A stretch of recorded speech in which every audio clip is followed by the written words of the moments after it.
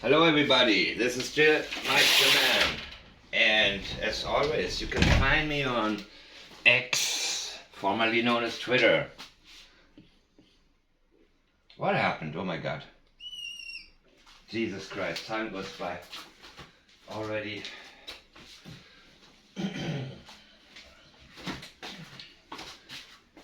X.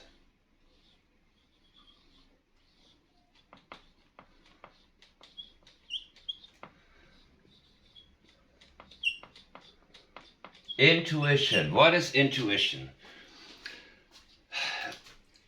I know some of you who have given me many great statements. And it seems to be there are 3 or 4 of you who automatically pick out the best ones. And in statement analysis, what I have come to realize on my own, the statement analysis process is a necessary one in order to pinpoint areas that need to be more investigated, or areas where you can dismiss you can move away from. The most important thing in law enforcement is that you never stay on the wrong track. And how can they do that? I mean, I talked about John Walsh before. When his son Adam was missing, he volunteered immediately to take a polygraph test. And why wouldn't you? When your child is missing, that is not a time to be proud or offended or talk about the haters out there. When the police probably told him, of course you're a suspect, the family is always a suspect. When a child is missing, unfortunately, due to statistics, the father especially would be a suspect. So what do? You go and take a polygraph test and say, okay, now please, now that I am cleared, which isn't 100%, but it's still better than nothing. I am clear enough to where you can forget about me and put all of your energy towards finding out what happened to my son. Because we don't want police to drag their feet. And they will do that if they are torn into too many different directions. They're probably more likely to say, well, we don't have any leads. We have like 1,000,000 leads, 1,000,000 possibilities, but where is the smoking gun here? And intuition is, if anybody out there, I don't care if it's law enforcement, a statement analysis, if they tell you intuition is not important, you can still possibly learn from them something. But what they are probably having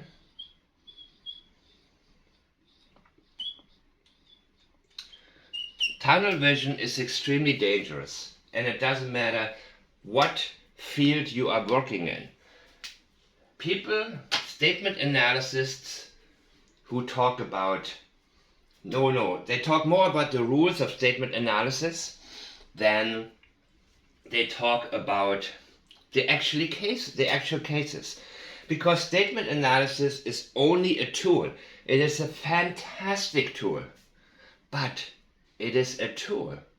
So you gotta be very, very careful not to elevate whatever it is you yourself are doing above everything else. We have so many aspects here. We have the canine gators, we have the canines, and we have there is a mass, what it takes to solve a case is a combination of everything, but it depends on the case which is the most important. So when that person does 10 videos about Chris Proudfoot and forgets to look deeper into the last person to have seen Katie alive, to have seen Sebastian alive, there are rules to statement analysis which are very, very good. Intuition is more powerful, I think, if it is truly your intuition. And statement analysis can help keep us in line and verify it. And what is important about it is that you can unplug very easily when you just know you're on the wrong track. This is not what I need to be looking at.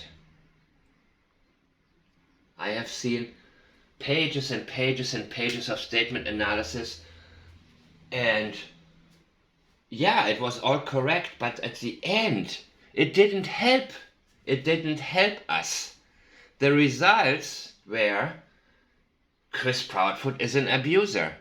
Chris Proudfoot had several issues. Chris Proudfoot is deceptive, but there are no answers. The key, in my opinion, to being good at anything is A, to have the passion about it, and B, intuition. Many of you who have not looked into statement analysis previously have been sharing with me statements that I have previously overlooked.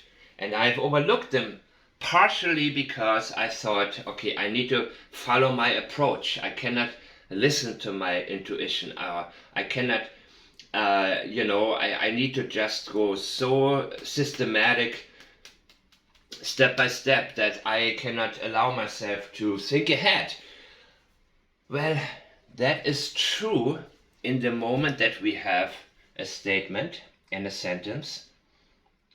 I have just realized recently the best thing for me to do is not even read the whole sentence if possible, but start from the beginning with the priorities, everything, and allow the statement to speak to me.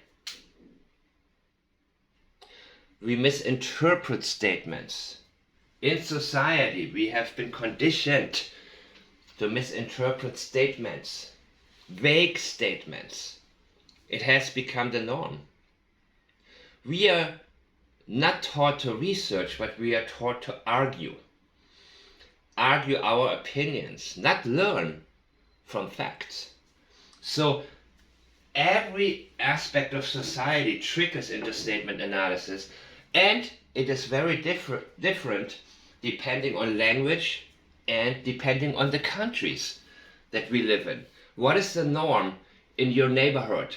Not just in English, not just in foreign languages, but other parts of the English-speaking world, where they are using different ways of joking and different ways of structuring a sentence which can indicate something that you may not be familiar with. All of that needs to be considered when looking at a statement and analyzing it. So do not be afraid of your intuition. Use it. Allow statement analysis, or as I like to call it,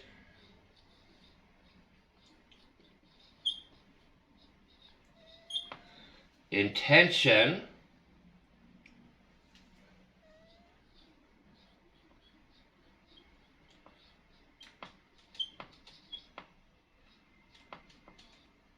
detection. Deception detection is one part of statement analysis. Intention detection, to me, is much more than that. It can be good intention, it can be bad intentions.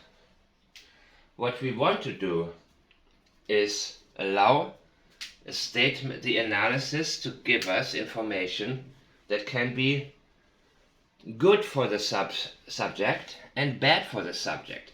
We can see, okay, this guy, he's deceptive. Or Wow, this was a very strong statement. I'm not gonna look at him. I know he didn't do it. Unless he's a sociopath and able to make strong statements that are incorrect, which is very rare. But in the case of Katie Proudfoot, she is one of those rare cases. And that has been overlooked. And I believe that many of you who are using your intuition have said from the beginning, Sebastian didn't walk out of the house. He didn't run away. He didn't just leave barefoot. He didn't. No. Of course, somebody who has tunnel vision may apply statement analysis in a manner where he looks at one sentence and says, okay, here you go. When Chris Proudfoot said that $1 million question,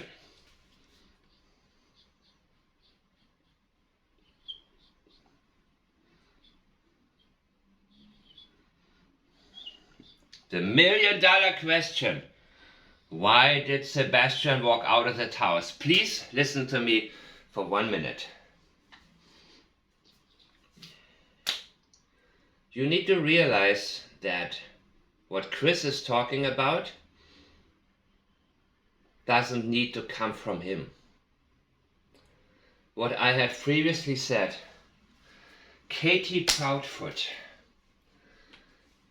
is known to be very intelligent. I think she is highly intuitive. I think she's sociopathic. I think she has an excellent sense of perception. She sees herself the way she's able to basically look at herself through the eyes of others, or at the situation she is in through the eyes of the public. She places herself in a manner that it looks like a kidnapping. And Chris Proudfoot is, of course, boasting around and talking. Chris has an IQ of maybe, I don't know, significantly less than Katie.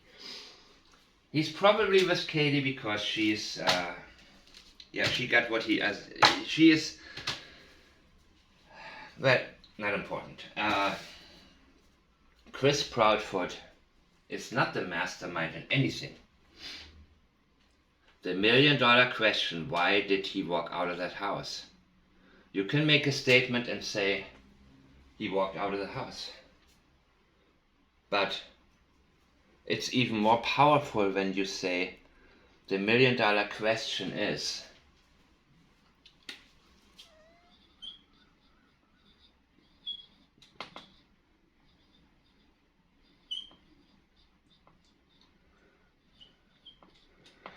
when you say it like that, you're already forcing the listener to assume that he walked out. It's pretty much telling people, you know what? It is the same when you say obviously. I went to sleep, obviously. Katie Proudfoot, I think, designs her statements in a manner that she requires people first accept a narrative that she wants to create in their minds. The $1 million question is, why did a lot of people got so-called triggered by that, by Chris Proudfoot? A lot of people who have in their, for example, been physically punished in their childhoods, they were very triggered and they cannot look away from Chris Proudfoot. Some people who may have been in an abusive relationship with the guy, women who have been in an abusive relationship, I have come to know a few. The way Chris speaks triggers them. People cannot move their eyes away from Chris Proudfoot, who is not the last person to have seen Sebastian alive. Katie knows that Chris can take the heat. Not only that, Chris loves to take the heat. He loves to talk. He loves people to listen to him. He loves to teach. He loves to be the one that everybody listens to for advice. And he will not stop giving it. But be very, very careful here. A statement analyst can be a great teacher, but in that person's case, sociopathy has been overlooked. The statements Katie makes are not to be examined exactly the way most statements are. At least not without exploring the further possibilities that a statement that looks as reliable actually is not. And you must also please remember that what Chris talks about is designed by a sociopath. It is similar to when a celebrity is accused of something and makes a statement, but the statement is written by the lawyer or a PR guy who may assume my client is guilty, probably, when in reality he or she is not.